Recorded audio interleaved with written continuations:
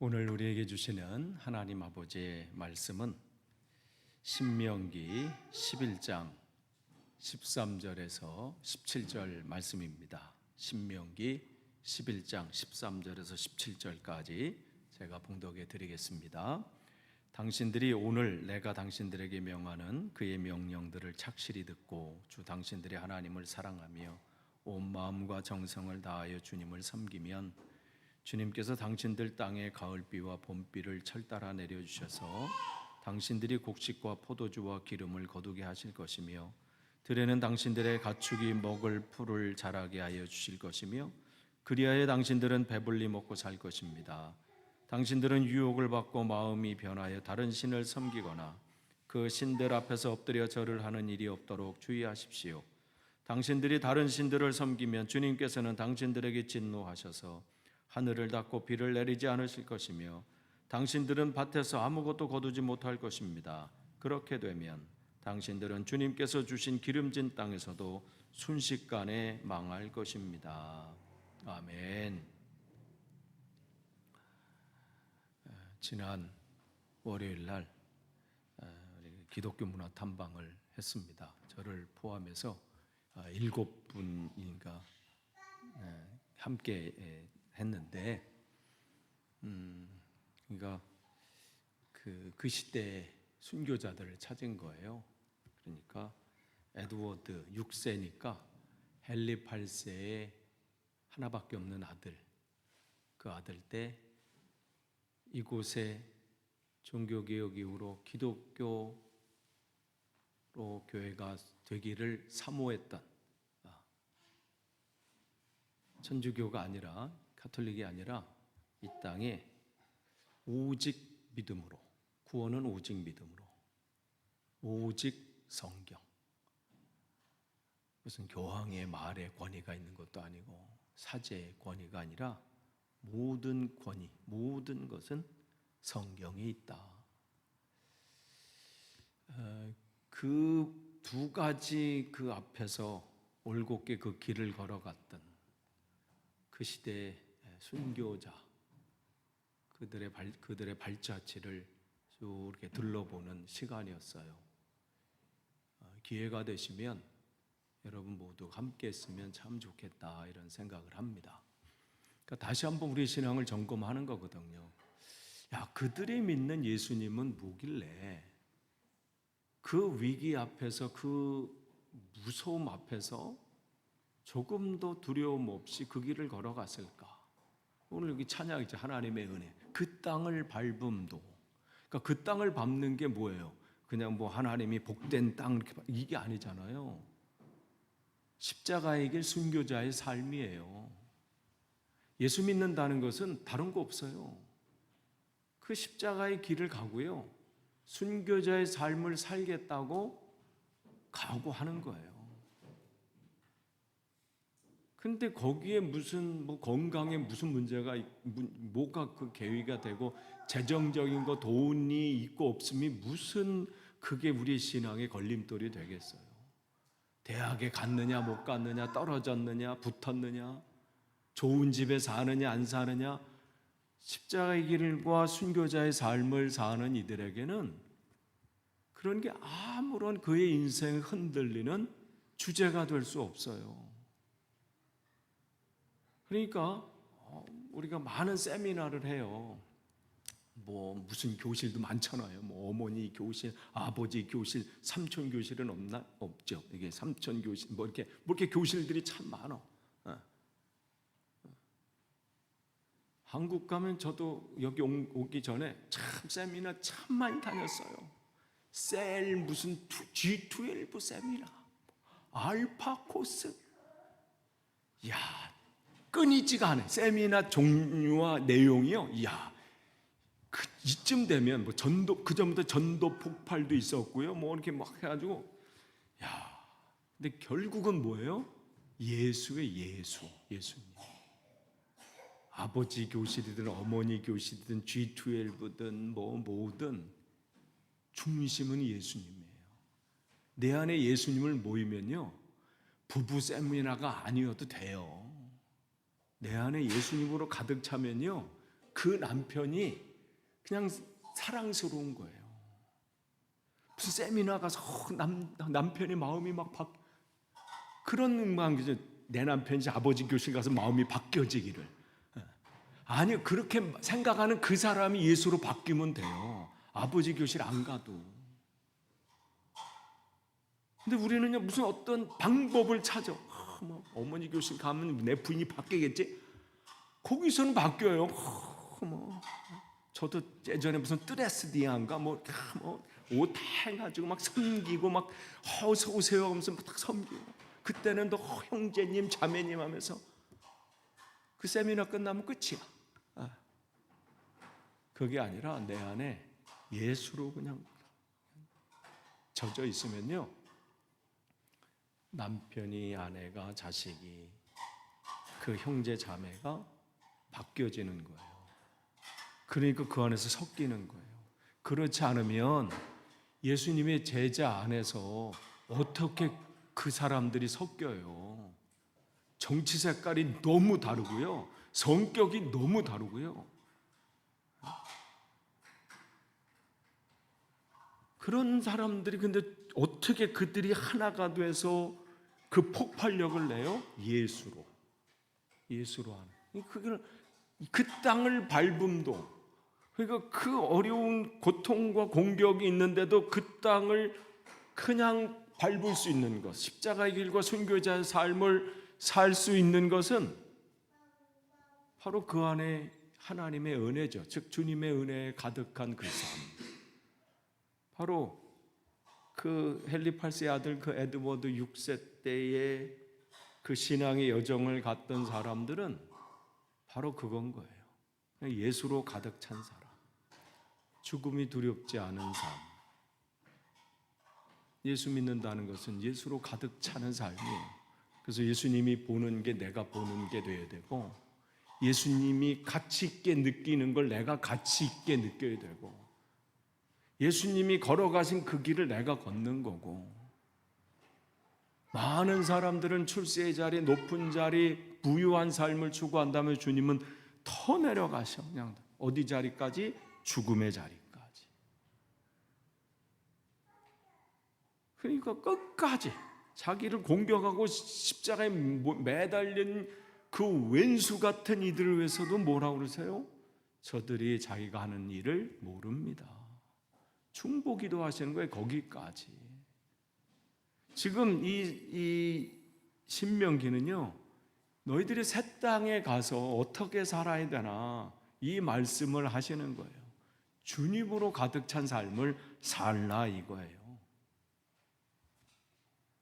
그래서 오늘은 이제 11장 말씀을 나누는데요, 그 11장 10절에 보면 당신들이 들어가서 차지할 땅 이렇게 되어 있고요, 땅이 또 하나가 나와요. 당신들이 나온 이집트 땅. 두 땅을 비교합니다. 두 개의 땅을 비교하는데, 이제 당신들이 이제 들어갈 땅이에요. 지금 그들은, 이 신명기는 어떻게 돼요? 과거와 미래 사이에 지금 있는 거예요. 과거를 계속해서 점검하게 해요. 1장서부터 4장까지는 너희들이 과거에 어떠한 삶의 족적을 남겼는지, 얼만큼 불신앙의 삶이었는지를 그들에게 다시 한번 상기시켜줘요. 그렇게 해서는 안 된다는 거죠. 그리고 4장 44절, 그러니까 4장 43절까지는 과거라면 4장 44절서부터 26장까지는 미래를 너희들이 가야 될 그 땅을 이제 가기 전에 이곳에서 하나님이 주신 그 율법, 즉 하나님의 말씀을 다시 하나하나 그들의 마음속에 다시 한번 정립시켜 주시고 깨우치게 하시고 심어주시는 지금 그 시간이에요. 그리고 27장서부터 30장까지는 이제 미래, 그 땅 가서 어떠한 자세로 살아야 될지, 그리고 31장서부터 끝장인 34장까지는 이제 마무리하면서 모세의 삶의 마지막을 또 조명해주고, 이러한 부분들로 신명기가 마치는데, 그렇기 때문에 세 편의 설교에 모세의 설교. 근데 그 설교는 모세가 무슨 갑자기 어디서 생각나서 번뜩이는 아이디어를 전한 게 아니라 하나님이 그의 입에 하나님 말씀을 심으신 것을 그는 그냥 대신 전하는 거죠. 그래서 과거, 현재, 미래. 그래서 지금 우리가 계속해서 지난 몇 주부터 지금 계속 볼 거는 지금 부분은 현재 부분이에요.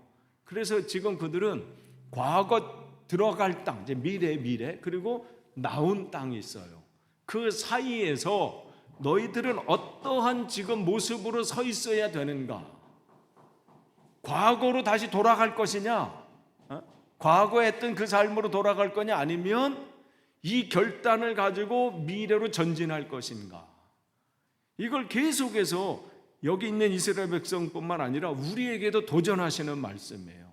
지나온 과거의 삶 계속해서 그렇게 예전의 삶으로 계속 돌아갈 것이냐, 아니면 오늘도 주님을 표대를 향해서 과거는 다 잊어버리고 내가 그동안 잘못했던 거에 사로잡혀가지고 절망하고 나 같은 건 안 돼, 죄책감에 사로잡혀 있고 절망에 사로잡혀 있고 그것도 아니고 또 과거에 내가 좀 뭐 어떤 좀 한 것 때문에 우쭐하거나 교만하거나 그것도 다 내려놓고 바울처럼 나는 과거의 것을 다 잃어버렸다. 왜 그 얘기를 계속해요? 사람들이 계속해서 당신이 대단하십니다. 어떻게 그런 일을 하셨어요? 위기 때도 뭐 대단하시. 그것들이 처음에는 왜 그러세요 하다가도요 계속 그 소리 들으면요 약간 올라가요. 이렇게. 그리고 거기에 취해요. 그런데 바울은 단칼에 끊어. 나는 과거는 지금 그럼 배설물로 여긴다. 나는 이제 표대를 향해서 앞으로 나아간다. 근데 그 길은 평안함이 있는 게 아니에요. 그러니까 편안한 삶이 아니에요. 그 안에는 고난이 있다고 했어요. 십자가 있고 잡힘이 있어. 그러나 두려워하지 않는다. 주님은 이들에게 그걸 요구하시는 거예요. 너희 그 땅을 밟을 텐데 그 땅이 어떠한 곳인지 그 말씀을 주시는 것이죠. 그리고 그전에는 이집트에서는 채소밭에 물을 줄 때처럼 씨를 뿌린 뒤에 발로 물을 댔지만, 이 얘기는 뭐냐면 여러분 뭐 이렇게 수차 같은 거 있잖아요. 이게 물을 이렇게 돌려가지고 발로 이렇게 밟으면, 그러니까 그러한 관계 시설을 통해서 물을 주고 받고 이러한 삶이었다는 것이죠. 내가 노력하는 걸로, 내가 의지하는 것, 내가 노력하는 것, 내가 개발하는 것, 이런 것들로 그동안의 삶은 살았다는 거예요. 근데 앞으로 거기 들어가서 할 땅에는 이제 뭐예요? 그 전에 내 삶은 내가 뭔가 번뜩이는 아이디어를 가지고 뭔가 잘 개발해 가지고 뭘 이렇게 하면 그렇게 해서 내 삶을 꾸려나가고 그렇게 인도했다면, 앞으로 내가 가서 살아야 할 땅은 뭐라고 했냐면 하늘에서 내린 빗물로 이렇게 했어요. 이 얘기는 뭐냐면 하나님이 너를 책임지신다, 이 말씀을 하시는 거예요.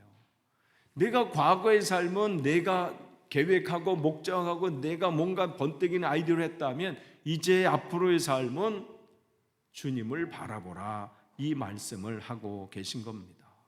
그래서 하늘에서 내린 비,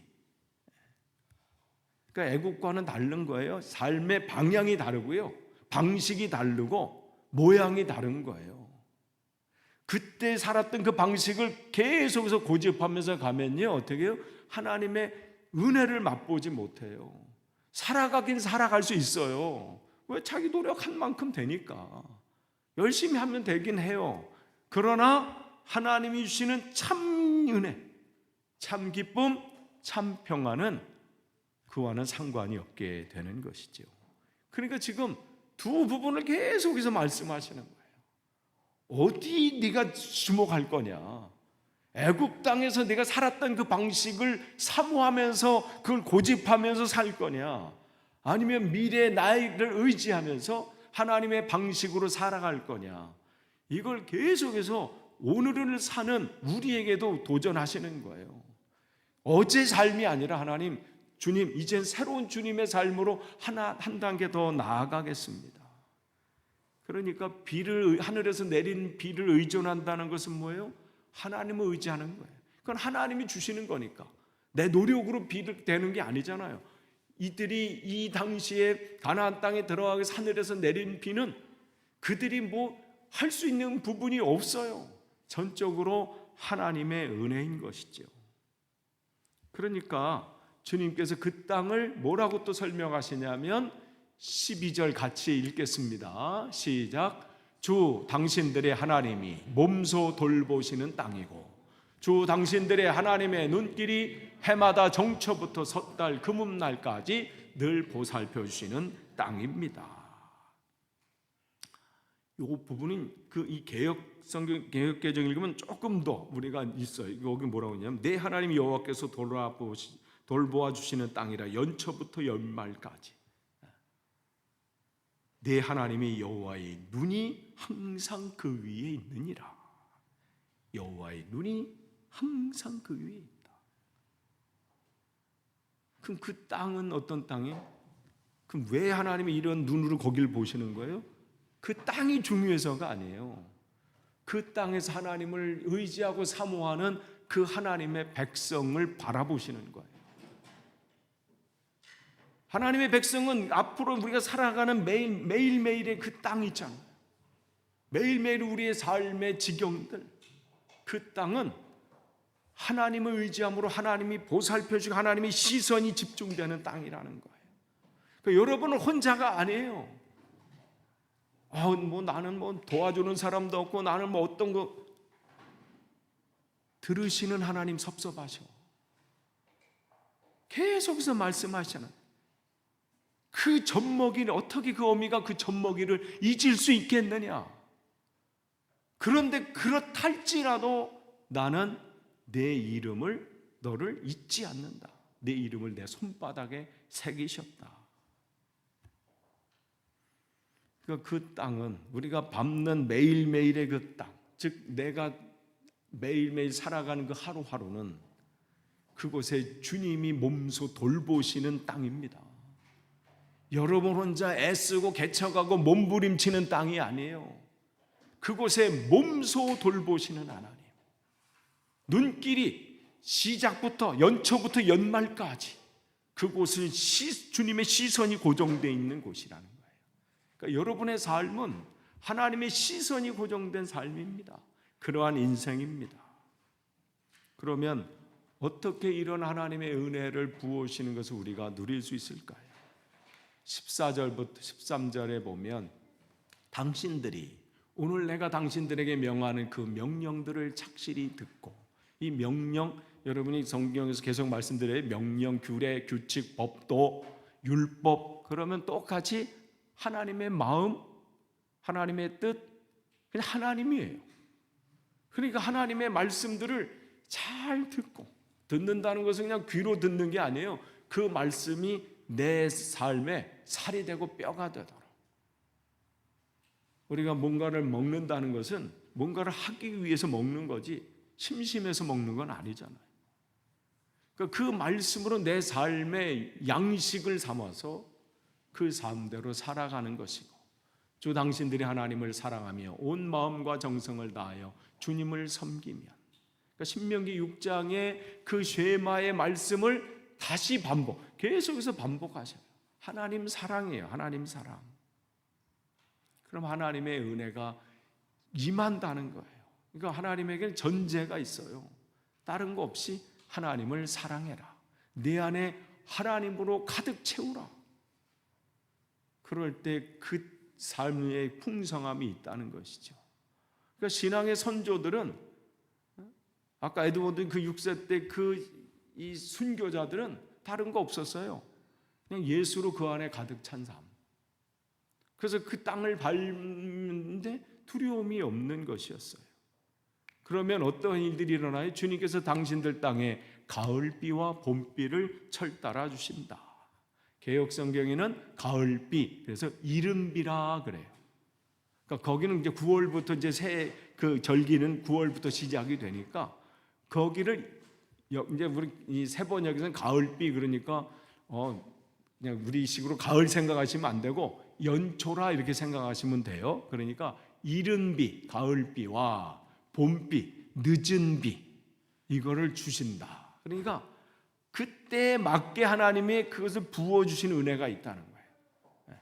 추수가 막 그때 막 홍수가 나면 안 되잖아요.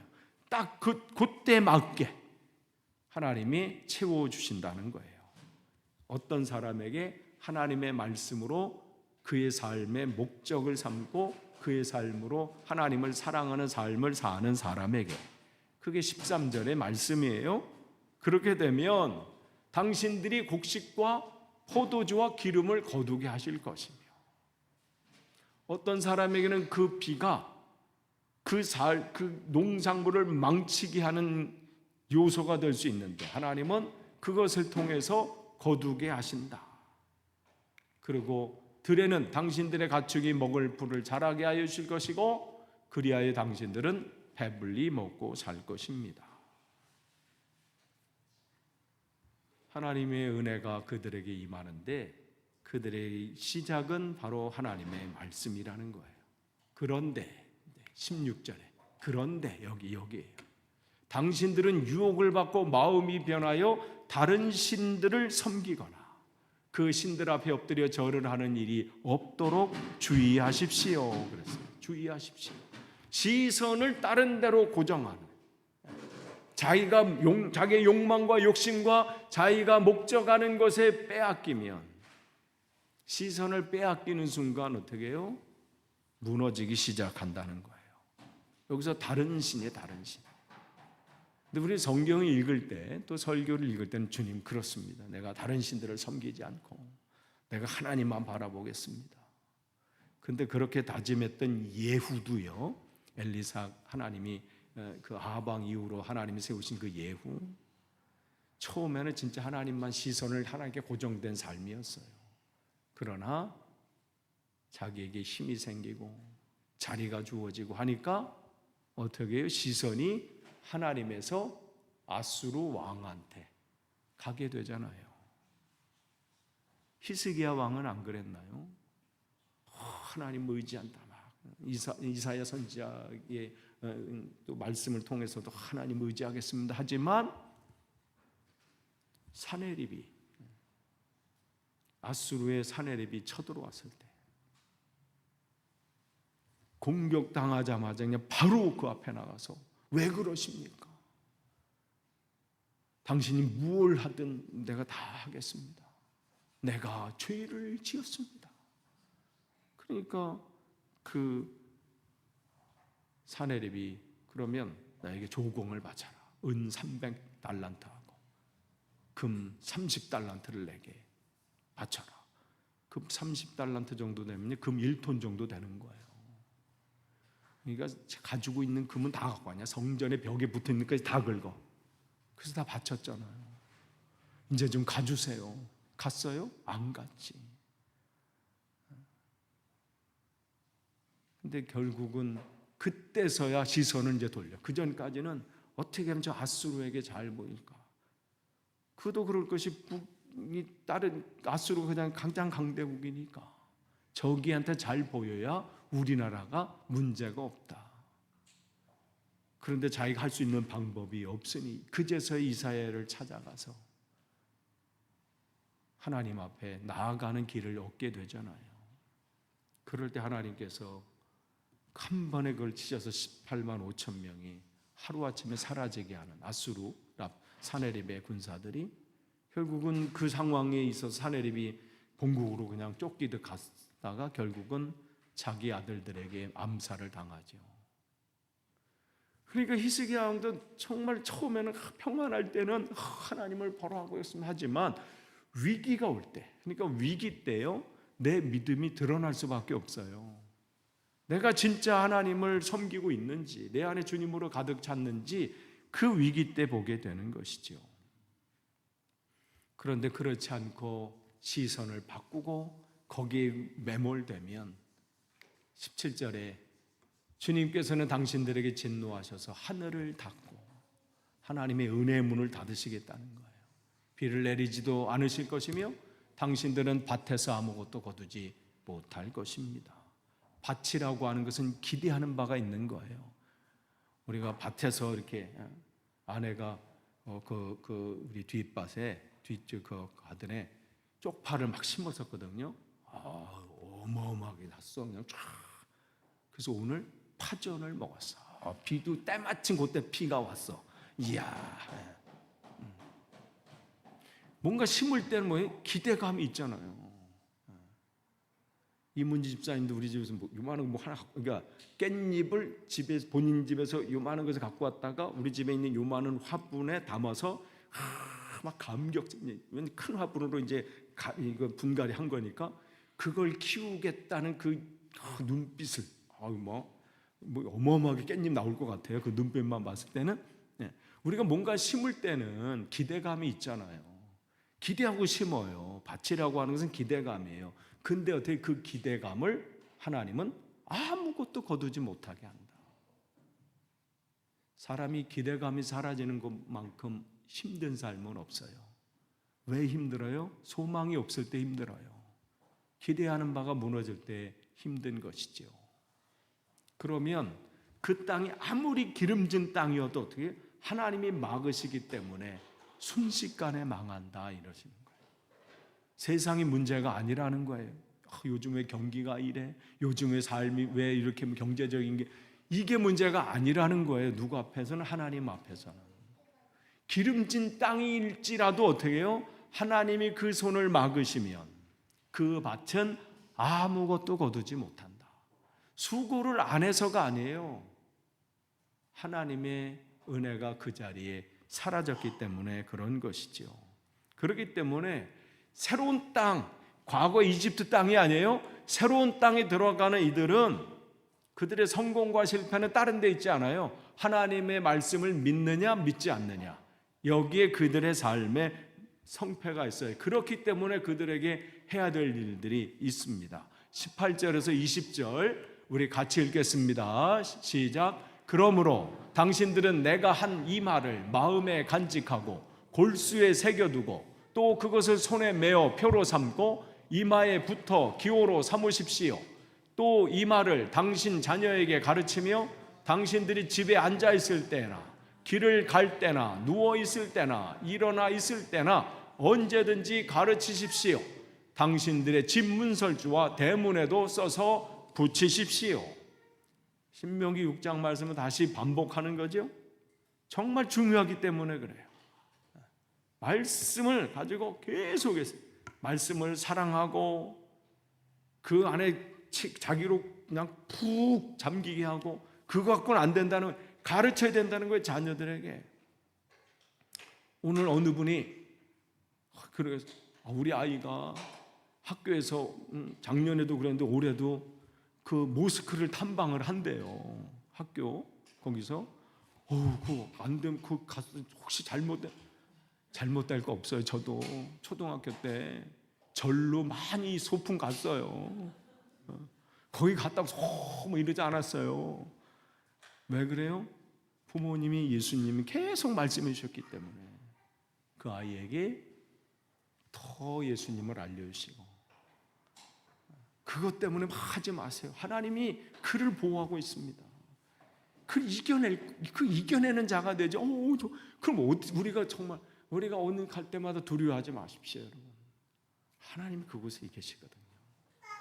더 우리가 그 영혼을 기도하시는 거예요. 자녀를 위해서 여러분 기도. 그러니까 주님께서 여기서 말씀하신 부지런히 가르치라는 거예요. 한번 해놓고서 아예 됐어 이제, 이게 아니라 부지런히 가르쳐라. 부지런히 기회가 있을 때 말해주고 또 가르치고. 너는 하나님의 자녀야. 하나님이 두려워하는 그 자녀가 있다면 시험을 앞에 두고 두려워하거나 또 아니면 어떤 상황 앞에서 두려워하거나 결정 앞에서 불안해하면 너는 하나님의 자녀야.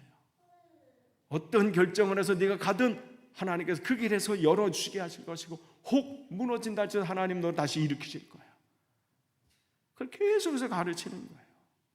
그리고 문설주에 다 붙여서 나는 우리 가정이 믿음의 가정임을 사람들에게 선포하는 거예요. 길에 있을 때든지 누워 있을 때 누굴 만나는 때든지 나는 그리스도임을 드러내는 거예요. 휴게소에 가든 어디 가든 식사 때 되면 딱 기도하는 거예요.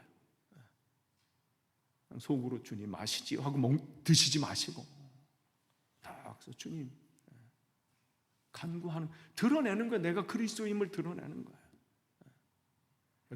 드러내면 이것만 입고 다녀도 운전이 달라져요.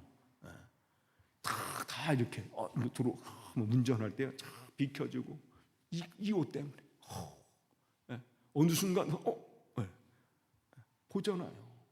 아니 이 옷도 그런데 내 안에 예수님을 기억하고 산다면 이 옷이 문제예요. 끝을 맺습니다. 골로새서 3장 16절 17절 같이 읽고 마치겠습니다. 같이 읽겠습니다. 시작. 그리스도의 말씀이 여러분 가운데 풍성히 살아있게 하십시오. 온갖 지혜로 서로 가르치고 권고하십시오.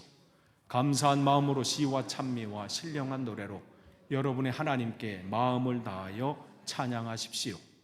그리고 말이든 행동이든 무엇을 하든지 모든 것을 주 예수의 이름으로 하고 그분에게서 힘을 얻어서 하나님 아버지께 감사를 드리십시오.